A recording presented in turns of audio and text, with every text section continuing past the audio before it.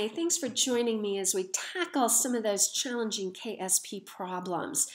The first one we're going to do deals with calcium fluoride, so CaF2 solid. Now, it's dissolving to a slight extent. It will set up equilibrium with its ions. My cation is calcium, my anion is fluoride, and I have two of them. Don't put fluorine gas here. I see kiddos do this. They bring the two over like that. We're not. We're breaking it in water into the calcium ion and the fluoride ion, and ions are aqueous. Now, as long as I have some of my calcium fluoride, I don't care how much, because solids don't show up in the math of a KSP. Now, in this question, I have no other source of calcium ion other than the dissolving process. So that's a 0. I have no other source of fluoride other than the dissolving process. So that's a 0. Okay. Now, I didn't have to do any dilutions. I have an insoluble salt. There were no dilutions, no stoichiometries. So no dilutions, no stoichiometries, so I'm going to jump right into my equilibrium. Since this is a 1-to-1 mole ratio, this is plus S, 2-to-1 is plus 2S, S and S. You will be often in one part asked to do the KSP. If you are asked for the expression, you can't do it in terms of the solubility. You need to do it in terms of the ions. And if you want to put that over 1, you're welcome to do that. But we don't include solids. Remember, we include aqueous, but not solids. So that would be my KSP. Now, in this question, we are calculating that KSP, and it tells us the calcium ion concentration, which is our solubility. That's why I don't use X's here, so I can recognize the information that's given, is 2.4 times 10 to the minus 4th. So that's my solubility, that's my calcium ion. So if I plug that in for KSP, I have, whoops, almost made a mistake there, 2 times 4 times 10 to the minus 4th. Now, fluoride is 2 times 2.4 times 10 to the minus 4th, and I square that. Okay? Some of you would want to go ahead and say, wow, since this is a 1-to-2 mole ratio, I know KSP is going to be 4S cubed, and you could plug it right in that way. That's up to you. But when I do the math very, laid out in a little bit more detail, I get 5.5 times 10 to the minus 11. And remember, K values are unitless. All right, so go ahead and plug in those numbers and make sure that you get the same thing. All right, let's try another one. This time I have cobalt 2 phosphate. So I tried to make it a little bit more complicated.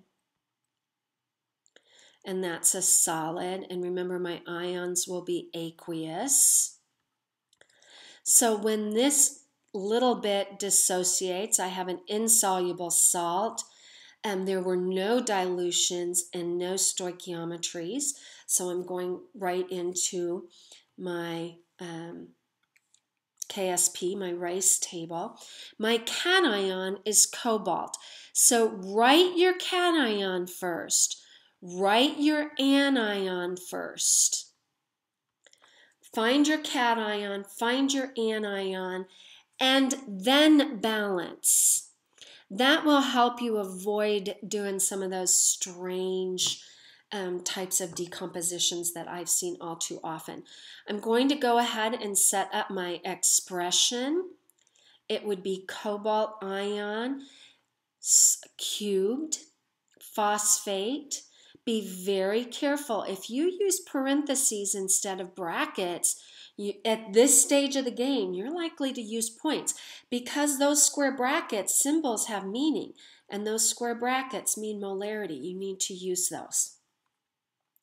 Okay, so now as long as I have some left over, then I know I have a saturated solution. So as long as I have some, who cares? We're not going to deal with it. This initially is 0. There's no other source of cobalt, like, say, cobalt 2 nitrate. There's no other source of phosphate, like potassium phosphate. So those are 0. I have a 3 to 1 mole ratio, so this is plus 3s. This is a 2 to 1 mole ratio, so this is 2s. 3s and 2s. Okay, and so this time I have K, so 2.05 times 10 to the minus 35th is now going to be equal to 3s cubed times 2s squared. And the question says, what is the solubility? Well, that's why I like to use this symbol S, because if I solve for S, I know I have my solubility.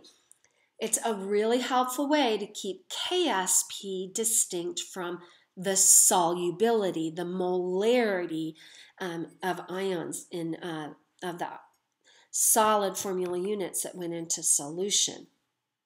Okay, so if you solve this, I have my solubility is equal to 4.5 times 10 to the minus 8 molar.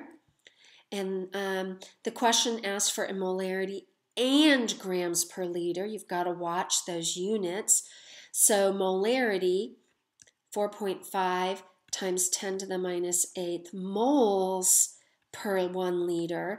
I want to eliminate moles and go to mass. Mass to moles use molar mass.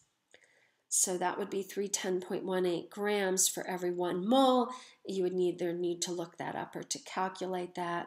1.40 times 10 to the minus 5th grams per liter.